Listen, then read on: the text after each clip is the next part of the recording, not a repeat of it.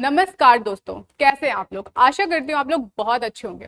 आज हम बात करेंगे यूनाइटेड नेशन जनरल असेंबली के नए अध्यक्ष खलीलुर रहमान के बारे में। आखिर ये कौन है? ये बांग्लादेश के विदेश मंत्री हैं।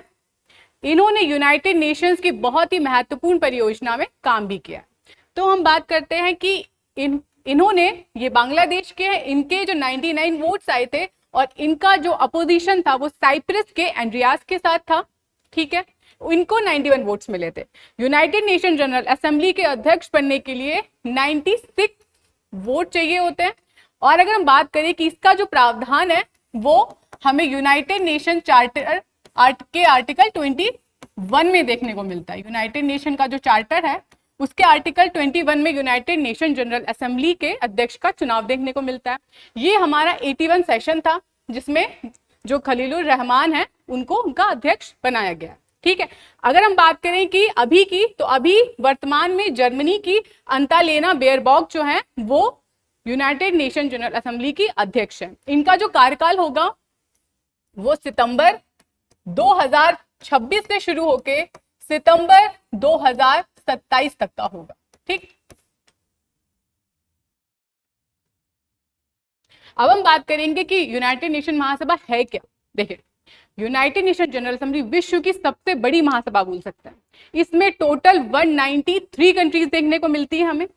ठीक है, और देखें हर एक देश का एक वोट है, अर्थात चाहे वो यूएस हो, चाहे वो रवांडा हो, चाहे वो साइप्रस हो, चाहे वो इंडिया हो, हर देश का एक वोट, बिल्कुल समानता के आधार पर। इसकी बात करें तो वैश्विक मुद्दों पर चर्चा, बजट पारित करना, अंतरराष्ट्रीय संधि संबंधित चीजों में जो चर्चाएं होती हैं वो हमें यूनाइटेड नेशन जनरल असेंबली में देखने को मिलती है।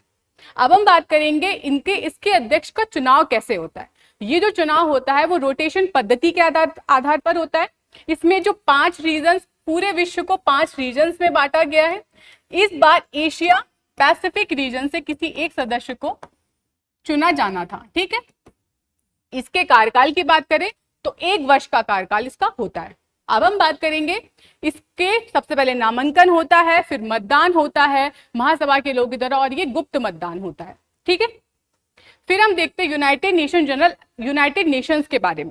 इसकी स्थापना 1945 में देखने को मिलती है, जब सेकेंड वर्ल्ड वॉर के बाद शांति की स्थापना के लिए। इसके जो मुख्य कार्य हैं वो अंतरराष्ट्रीय शांति को स्थापित करना, न्याय को स्थापित करना, ह्यूमन राइट से संबंधित, एनवायरमेंट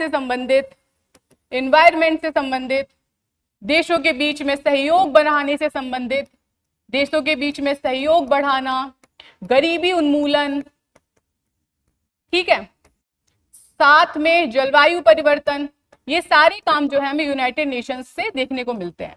और ये एसडीजी को, ये जो सारे काम है ना, ये हम एसडीजी के तहत भी देख सकते हैं। अब हम बात करेंगे 18 जो सेशन हुआ था, 81st सेशन, उसकी थीम क्या थी। उसकी थीम थी restoring trust, managing transformation, a United Nations that delivers for all. ठीक है, अब हम बात करेंगे यूनाइटेड नेशंस के 6 अंगों के बारे में। देखिए, United nation security council, United nation general assembly, 3rd सचिवालय होता है, 4th international court of justice होता है, 6th जो 5th होता है वो आर्थिक और सामाजिक परिषद होती है, और जो 6th होता है वो न्यास परिषद होती है, ट्रस्टीशिप काउंसिल होती है, जो कि अभी कार्यरत नहीं है। देखिए, सुरक्षा परिषद, इसकी बात करें तो 15 सदस्य होते हैं, 5 स्थायी होते हैं और जो 10 होते हैं वो अस्थायी होते हैं। स्थायी सदस्य के तौर पे देखें तो यूएस देखने को मिलता है, रशिया देखने को मिलता है, चाइना देखने को मिलता है, फ्रांस देखने को मिलता है और ब्रिटेन देखने को मिलता है। ठीक है, अब हम बात करेंगे कि हमने बताया कि जो न्यास परिषद है वो वर्तमान में निष्क्रिय है। ठीक है, अब देखें हमें जो कंफ्यूजन होता है यूनाइटेड नेशन जनरल असेंबली और यूनाइटेड नेशन की जो सचिवालय से संबंधित होता है। हम बात करेंगे भूमिका के बारे में, तो देखें ये जो है ये विधायी प्रक्रिया के लिए बहुत इंपॉर्टेंट है जनरल असेंबली। इसकी बात करें तो ये प्रशासनिक प्रमुख के रूप में कार्य करती। कौन? United nation general assembly secretary general की बात करते हैं जब। कार्यकाल इसका 1 वर्ष होता है और इसका 5 वर्ष होता है।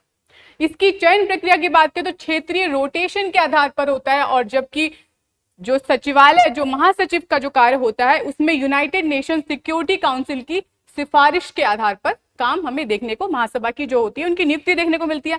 प्रतिनिधित्व की बात करें तो विशेष सदस्य देश का राजनयिक या मंत्री होता है और इसमें पूरी तरीके से निष्पक्ष व्यक्ति का चुनाव हम देखने को मिलते हैं।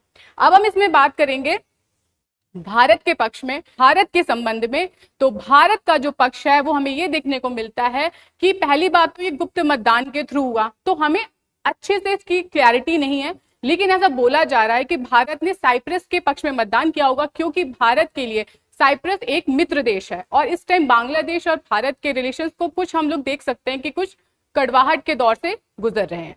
और अगर हम बात करें यूनाइटेड नेशन सिक्योरिटी काउंसिल की, तो Bharat United nation security council के स्थायी सदस्यता के लिए अप्लाई भी कर रहा है, जिसमें G4 नेशंस की बात करते हैं कि G4 नेशंस जो हैं वो बोल रहे हैं कि अगर ऐसा होगा भी तो हम 15 ईयर्स के लिए जो हमें वीटो पावर मिलेगी उसको होल्ड पे रख दिया जाएगा। इस संबंध में आपका मत क्या है कि भारत को यूनाइटेड नेशन सिक्योरिटी काउंसिल में स्थायी सदस्यता मिलनी चाहिए?